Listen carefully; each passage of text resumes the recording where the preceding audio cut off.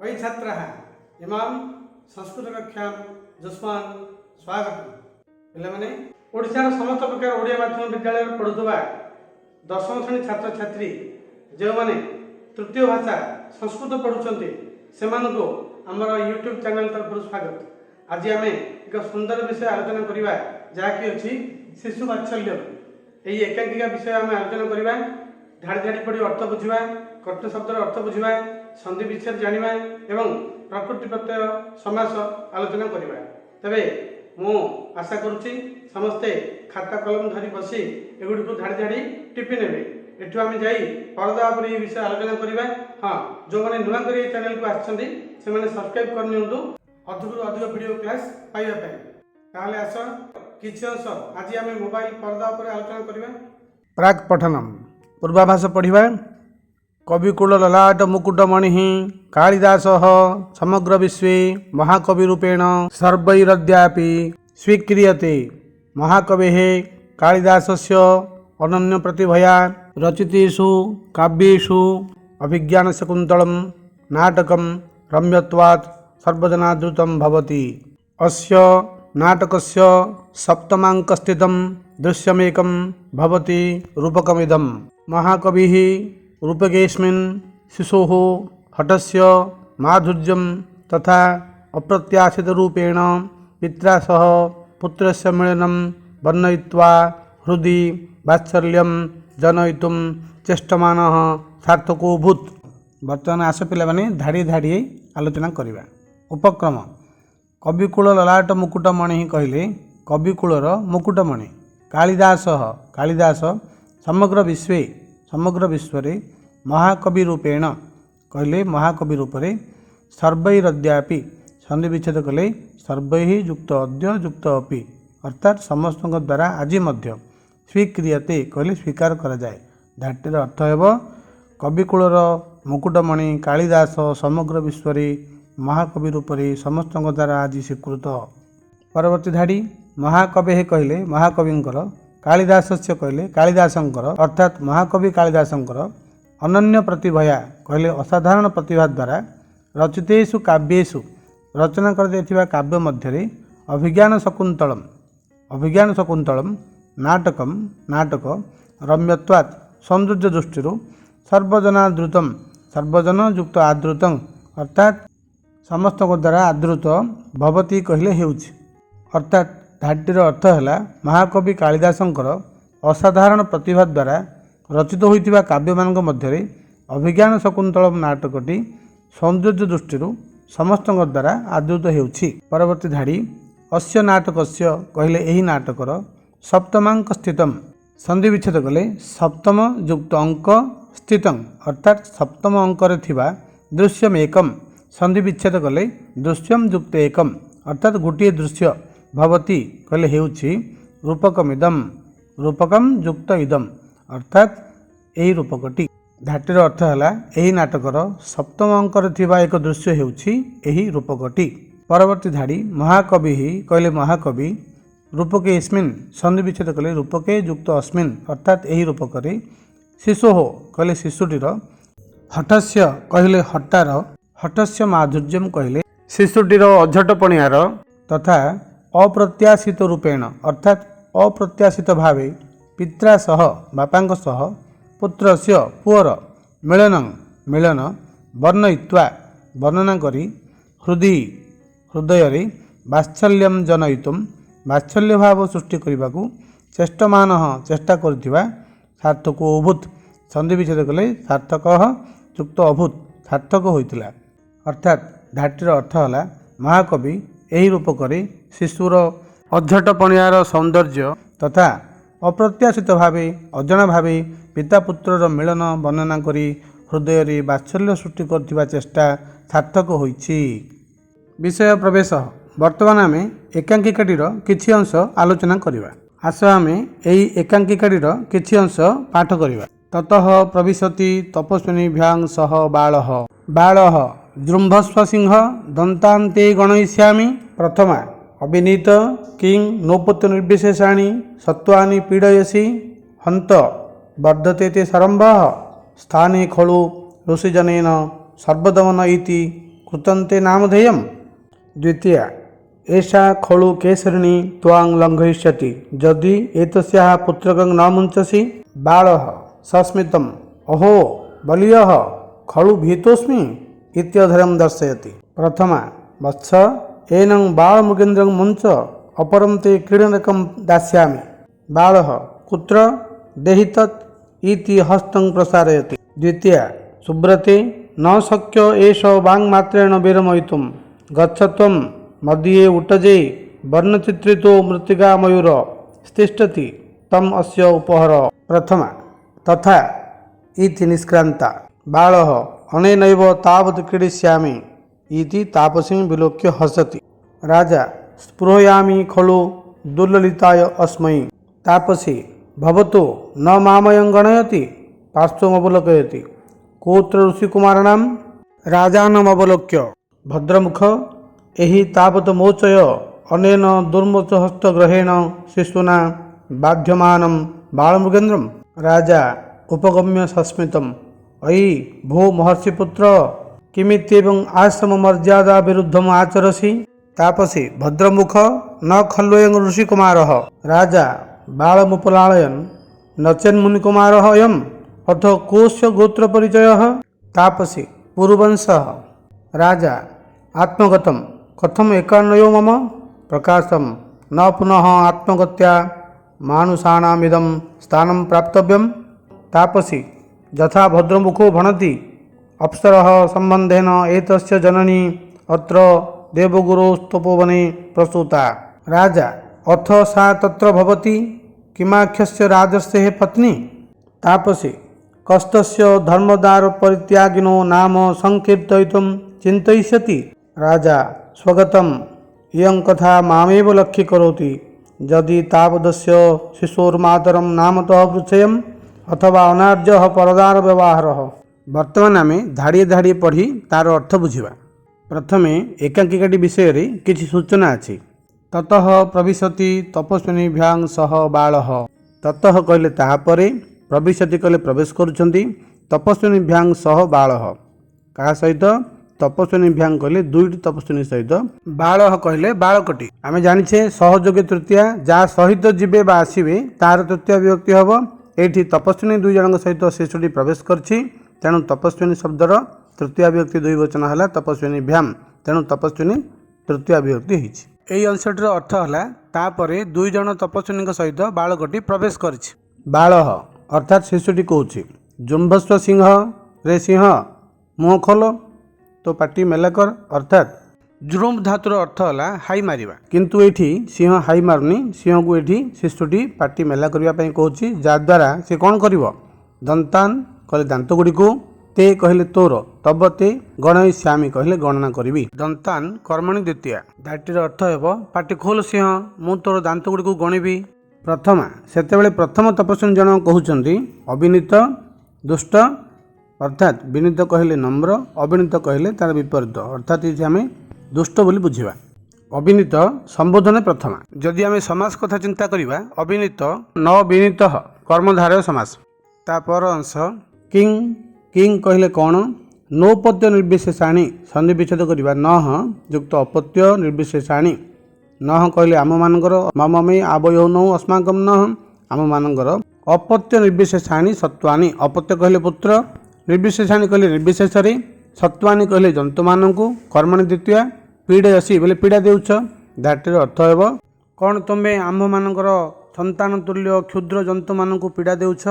तापरे हंत वर्धते ते सरंभ, हंत कहले ओह बा हाय, वर्धते कहले बढ़ुची, ते कहले तुमर, सरंभ कहले दुष्टामी बा औद्धत्य, धाटीर अर्थ हेबो ओह तुमर दुष्टामी पुणी बढ़ी जाउची। तापरे स्थाने खलु ऋषि जनेन, स्थाने कहले एठारे बा स्थान रे, स्थान स्था धातुरु ल्यूट प्रत्यय, खलु कहले निश्चित भाव रे, ऋषि जनेन कहले ऋषिंक द्वारा, सर्वदमन इति कहले सर्वदमन बोली, कृतन्ते नामधेयम, कृत क्रू धातुरु त प्रत्यय, कृतंकरे कर जाइछि, ते कहले तुमर, तब ते नामधेयम बोले नामकरण। एही स्थान रे निश्चित भाव रे ऋषि जनक द्वारा सर्वदमन बोली तुमर नामकरण कर जाइछि।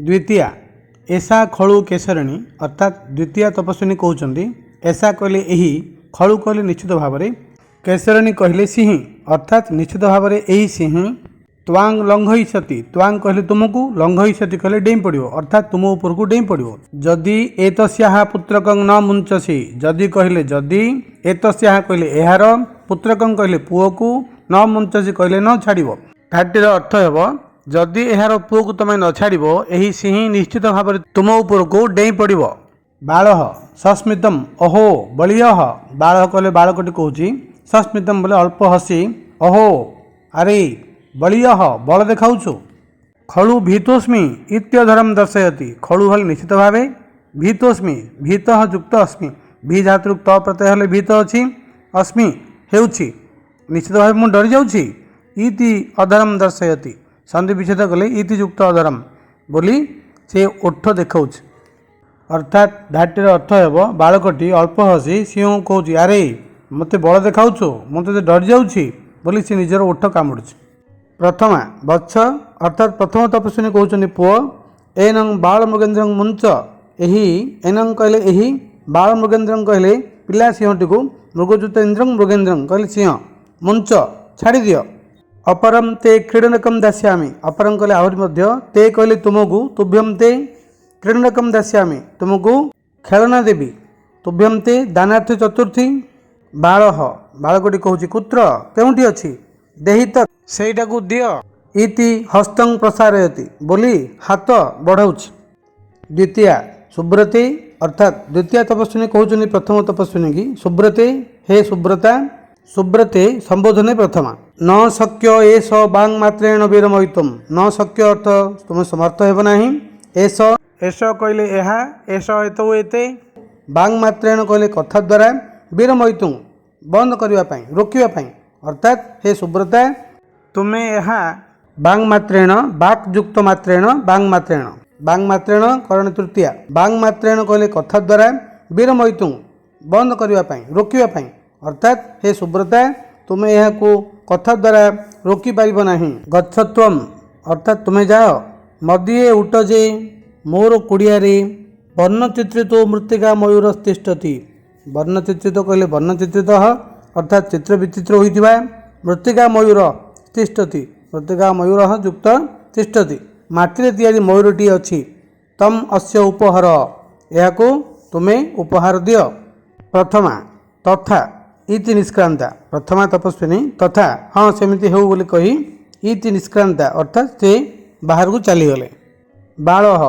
अनेनैव तावत् क्रीडिष्यामि बालकटी कहते अनेनैव संधि विच्छेद कले अनेन युक्त एव यह सहित केवल तावत् सेतेबेले जाए क्रीडिष्यामि खेलिबी अर्थात सेतेबेले जाए यह सहित खेलिबी सहयोगे तृतीया अनेन सहयोगे तृतीया इति तापसिंह विलोक्य हसति इति कले एहीपरि तापसिंह विलोक्य तापसिंह को देखी विलोक्य विलोक्य देखी हसति कले हसुची छुआटी राजा स्पृहयामि खलु दुर्ललिताय अस्मै राजा कहते स्पृहयामि स्पृहा करुछि खलु निश्चित भाव दुर्ललिताय अपूर्व सुंदर अस्मै यह अर्थात से बालकटी को देखी राजा कहते मुही अपूर्व सुंदर बालकटी को अत्यंत स्पृहा करुछि बा बहुत भल लगुछि अस्मै स्पृह धातु जोगे चतुर्थी विभक्ति तापसी भवतु न मामयं गणयति तापसी कहले से तपस्विनी कहते भवतु हेउ न नाही मामयं संधि विच्छेद कले माम युक्त अयम मते यहाँ गणयति कहले मानुछि धाटीर अर्थ हेब तापसी कहते हौ मते ये मानुनी पार्श्वम अवलोकयति कोत्र ऋषिकुमाराणाम संधि विच्छेद कले पार्श्वम युक्त अवलोकयति अर्थात पखा को देखुचंती कोत्र संधि विच्छेद कले कह युक्त अत्र एठी किए ऋषिकुमाराणाम ऋषिकुमार मानक मध्य ऋषिकुमाराणाम निर्धारण षष्ठी अर्थात से कहू चाहते पखा को चाहे ऋषिकुमार मानक मध्य किए ये अच्छा कि तापरे राजानम अवलोक्य संधि विच्छेद करवा राजानम युक्त अवलोक्य अर्थात राजा को चाहे अवलोक्य प्रकृति प्रत्यय कले अवलोक्य भद्रमुख अर्थात हे आर्य एही तावत मोचय एही तावत कहले ताहे मोचय बोले खोली दिंतु अनेन दुर्मोच हस्त ग्रहण शिशुना अर्थात अनेन कहले याद्वारा दुर्मोच हस्त ग्रहण कले हाथ खोलु नथुवा छाड़ू नथुवा ଶିଶୁନା ଶିଶୁ ଦ୍ୱାରା ଅର୍ଥାତ୍ ଏଇ ଛାଡ଼ୁ ନଥିବା ଶିଶୁଟି ଦ୍ୱାରା ବାଧ୍ୟମାନ ବାଳ ମୃଗେନ୍ଦ୍ରମ୍ ବାଧ୍ୟମାନ କହିଲେ ଆୟତ୍ତ ହୋଇ ରହିଥିବା ବାଳ ମୃଗେନ୍ଦ୍ରମ୍ କହିଲେ ମୃଗେନ୍ଦ୍ରମ୍ ମୃଗଯୁକ୍ତ ଇନ୍ଦ୍ରମ୍ ମୃଗେନ୍ଦ୍ର କହିଲେ ସିଂହ ବାଳ ମୃଗେନ୍ଦ୍ରମ୍ ସିଂହ ଛୁଆଟିକୁ ଅର୍ଥାତ୍ ଏ ଧାଟିର ଅର୍ଥ ହେବ ତାହେଲେ ଆପଣ ଏଇ ଶିଶୁଟି ଦ୍ୱାରା ଆୟତ୍ତ ହୋଇଥିବା ସିଂହ ଛୁଆଟିକୁ ମୁକ୍ତ କରିଦିଅନ୍ତୁ। ରାଜା ଉପଗମ୍ୟ ସସ୍ମିତମ୍ ରାଜା ଉପଗମ୍ୟ ଉପଗମ୍ୟ ଅର୍ଥାତ୍ ପାଖକୁ ଯାଇ ସସ୍ମିତମ୍ ଅଳ୍ପ ହସି ଅଇ ଭୂ ମହର୍ଷି ପୁତ୍ର ଅର୍ଥାତ୍ ହେ ମହର୍ଷି ପୁତ୍ର କିମିତି ଏବଂ ଆଶ୍ରମ ମର୍ଯ୍ୟାଦା ବିରୁଦ୍ଧ ମୁଁ ଆଚରସି ସନ୍ଧି ବିଚ୍ଛେଦ କରିବା କିମ୍ ଯୁକ୍ତ ଇତି ଯୁକ୍ତ ଏବଂ କ'ଣ ଏମିତି ଆଶ୍ରମ ମର୍ଯ୍ୟାଦା ବିରୁଦ୍ଧ ମୁଁ ଆଚରସି ଆଶ୍ରମ ମର୍ଯ୍ୟାଦା ଆଶ୍ରମସ୍ୟ ମର୍ଯ୍ୟାଦା ଷଷ୍ଠୀ ତତ୍ପୁରୁଷ ସମାସ ଆଶ୍ରମ ମର୍ଯ୍ୟାଦା ବିରୁଦ୍ଧ ମୁଁ ଆଚରସି ଆଶ୍ରମ ମର୍ଯ୍ୟାଦା ବିରୁଦ୍ଧ ଆଚରଣ କରୁଛ। ତାପସୀ ଭଦ୍ରମୁଖ ଅର୍ଥାତ୍ ସେ ତପସ୍ୱିନୀ କହୁଛନ୍ତି ହେ ମହାଶୟ ନ ଖଲ୍ୱୟଂ ଋଷି କୁମାର ନ ବୋଲେ ନାହିଁ ଖଲ୍ୱୟଂ ସନ୍ଧି ବିଚ୍ଛେଦ କରିବା ଖଳୁ ଯୁକ୍ତ ଅୟଂ ନିଶ୍ଚିତ ଭାବରେ ଏହି ଅର୍ଥାତ୍ ଇଏ ନିଶ୍ଚିତ ଭାବେ ଋଷି କୁମାର ନୁହନ୍ତି ଋଷି କୁମାର ଋଷେଃ କୁମାର ଷଷ୍ଠୀ ତତ୍ପୁରୁଷ ସମାସ। ରାଜା ବାଳମ୍ ଉପଲାଳୟନ୍ ସନ୍ଧି ବିଚ୍ଛେଦ କଲେ ବାଳମ୍ ଯୁକ୍ତ ଉପଲାଳୟନ୍ ଅର୍ଥାତ୍ ରାଜା ପିଲାଟିକୁ ଗେଲ କରି ନଚେନ୍ ମୁନିକୁମାର ଅୟମ୍ ସନ୍ଧି ବିଚ୍ଛେଦ କରିବା ନ ଚେତ୍ ଯୁକ୍ତ ମୁନିକୁମାର ଅର୍ଥାତ୍ ଇଏ ଋଷିକୁମାର ନୁହନ୍ତି ଅର୍ଥ କୌଶ୍ୟ ଗୋତ୍ର ପରିଚୟ ଅର୍ଥ କଲେ ତାହେଲେ ବା ଏହାପରେ କୌଶ୍ୟ ସନ୍ଧି ବିଚ୍ଛେଦ କଲେ କହ ଯୁକ୍ତ ଅସ୍ୟ ଗୋତ୍ର ପରିଚୟ ତାହେଲେ ଏହାଙ୍କ ଗୋତ୍ର ପରିଚୟ କ'ଣ ତାପସୀ ପୁରୁବଂଶ ତପସ୍ୱିନୀ କହୁଛନ୍ତି ଇଏ ପୁରୁବଂଶର ପୁତ୍ର। ରାଜା ଆତ୍ମଗତମ୍ ଅର୍ଥାତ୍ ରାଜା ମନକୁ ମନ କହୁଛନ୍ତି କଥମ୍ ଏକାନ୍ୱୟ ମମ କଥମ୍ ବୋଲେ କିପରି ଏକାନ୍ୱୟ ସନ୍ଧି ବିଚ୍ଛେଦ କଲେ ଏକ ଯୁକ୍ତ ଅନ୍ୱୟ ମମ ବୋଲେ ମୋର ଅର୍ଥାତ୍ ମୋ ଭଳି ଏକ ବଂଶର କିପରି ପ୍ରକାଶମ୍ କହିଲେ ପ୍ରକାଶିତ ଭାବରେ ଅର୍ଥାତ୍ ସେ ମୁହଁରେ କହୁଛନ୍ତି ନ ପୁନଃ ଆତ୍ମଗତ୍ୟା ନ କଲେ ନାହିଁ ପୁନଃ ବୋଲେ ପୁଣି ଆତ୍ମଗତ୍ୟା ଅର୍ଥ ସ୍ୱଦେହରେ ଅର୍ଥାତ୍ ସ୍ୱଦେହରେ ନୁହେଁ ମାନୁଷାଣାମ୍ ଇଦମ୍ ସନ୍ଧି ବିଚ୍ଛେଦ କଲେ ମାନୁଷାଣାମ୍ ଯୁକ୍ତ ଇଦମ୍ ଅର୍ଥାତ୍ ମନୁଷ୍ୟମାନଙ୍କର ଏହି ସ୍ଥାନମ୍ ପ୍ରାପ୍ତବ୍ୟମ୍ ସ୍ଥାନ ପ୍ରାପ୍ତବ୍ୟମ୍ ପ୍ରକୃତି ପ୍ରତ୍ୟୟ କଲେ ପ୍ରଯୁକ୍ତ ଆପ୍ ଧାତୁ ତବ୍ୟ ପ୍ରତ୍ୟୟ ପାଇବା ଯୋଗ୍ୟ ଅର୍ଥାତ୍ ସ୍ୱଦେହରେ କେହି ମନୁଷ୍ୟ ଏହି ସ୍ଥାନ ପ୍ରାପ୍ତ ହୋଇବା ଯୋଗ୍ୟ ନୁହେଁ। ତାପସୀ ଯଥା ଭଦ୍ରମୁଖ ଭଣତି ଅର୍ଥାତ୍ ତପସ୍ୱିନୀ କହୁଛନ୍ତି ଯଥା ବୋଲି ଯେପରି ଭଦ୍ରମୁଖ କହିଲେ ମହାଶୟ ଭଣତି କହିଲେ କହୁଛନ୍ତି ଅର୍ଥାତ୍ ଆପଣ ଯେମିତି କହୁଛନ୍ତି। ଅପ୍ସରଃ ସମ୍ବନ୍ଧେନ ଏତସ୍ୟ ଜନନୀ ଅପ୍ସରଃ ସମ୍ବନ୍ଧେନ କହିଲେ ଅପ୍ସରା ସମ୍ବନ୍ଧରେ ଏତସ୍ୟ ଜନନୀ ଏତସ୍ୟ କହିଲେ ଏହାର ଜନନୀ କହିଲେ ମା ଅତ୍ର ଦେବଗୁରୁ ସ୍ତପୋବନେ ପ୍ରସୂତା ଅତ୍ର କହିଲେ ଏଠାରେ ଦେବଗୁରୁ ସ୍ତପୋବନେ ସନ୍ଧି ବିଚ୍ଛେଦ କଲେ ଦେବଗୁରୁ ଯୁକ୍ତ ତପୋବନେ ଦେବଗୁରୁଙ୍କ ଆଶ୍ରମରେ ଦେବଗୁରୁ ଦେବଦାନାଂ ଗୁରୁ ଷଷ୍ଠୀ ତତ୍ପୁରୁଷ ସମାସ ଅର୍ଥାତ୍ ଅପ୍ସରା ସମ୍ବନ୍ଧରେ ଏହାର ଜନନୀ ଏହି ଦେବଗୁରୁଙ୍କ ତପୋବନରେ ଏହାକୁ ଜନ୍ମ ଦେଇଛନ୍ତି। ରାଜା ଅଥ ସା ତତ୍ର ଭବତି କିମାକ୍ଷସ୍ୟ ରାଜସ୍ୟ ପତ୍ନୀ ରାଜା କହୁଛନ୍ତି ଅଥ କଲେ ଏହାପରେ ତାହେଲେ ସା ସେ ତତ୍ର ଭବତି ସେଠାରେ ଥିବା କିମାକ୍ଷସ୍ୟ କେଉଁ ଜଣଙ୍କର ରାଜସ୍ୟ ରାଜର୍ଷିଙ୍କର ପତ୍ନୀ ପତ୍ନୀ ଅଟନ୍ତି କି।